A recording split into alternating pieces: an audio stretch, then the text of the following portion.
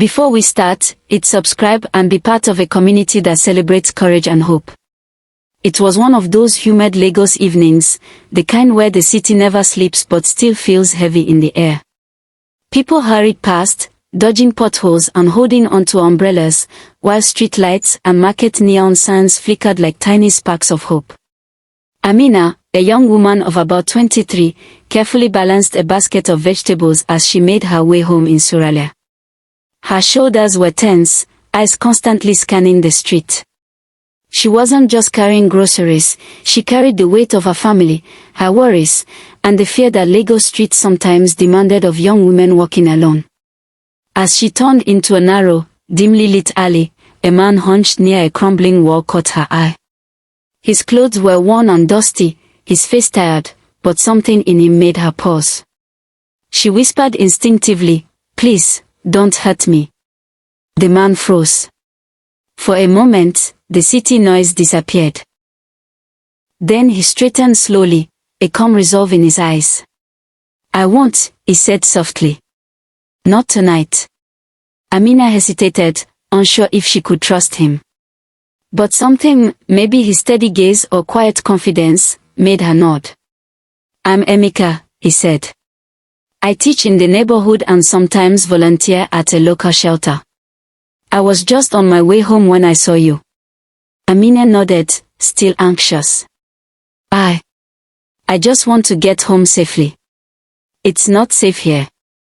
"I'll walk with you," Emeka replied. No one should face fear alone. As they walked, Amina started to open up. She spoke about her late mother, leaving her to care for her younger siblings, about the long shift at the local shop to pay school fees, and about dreams she had buried just to survive. Her voice was soft but strong, the quiet determination to rise above the challenges Lagos life threw at her. Emeka listened.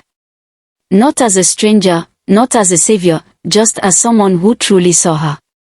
Suddenly, a group of men appeared ahead, blocking the alley. Amina froze. The words she had whispered earlier came back with weight, "Please don't hurt me." Emeka stepped forward without hesitation, placing himself between her and the danger. His stance was calm, firm, and unyielding, a silent promise that he would not let fear take hold. "Go home," Emeka said firmly. "Leave her alone." There was tense silence.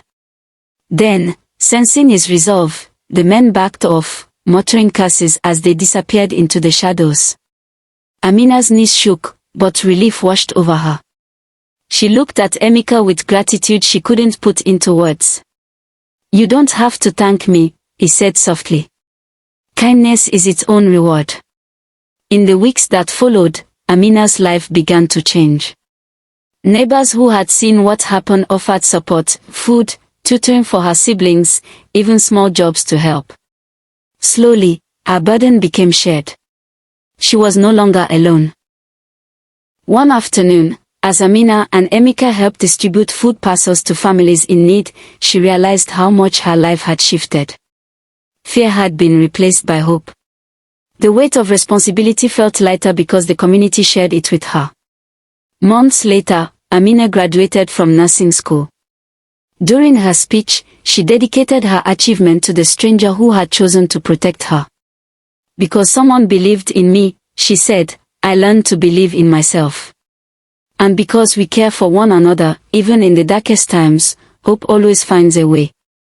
Her story spread across the neighborhood, inspiring people to act with courage, show compassion, and understand the power of simply being there for one another.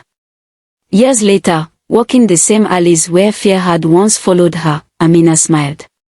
She no longer whispered for safety, she offered help, shared hope, and reminded everyone that one small act of kindness, one choice to protect instead of harm, could change lives.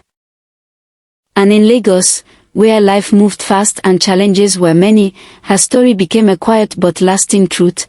Courage and compassion can light the darkest nights, heal deep wounds, and bring people together in ways that make the world better.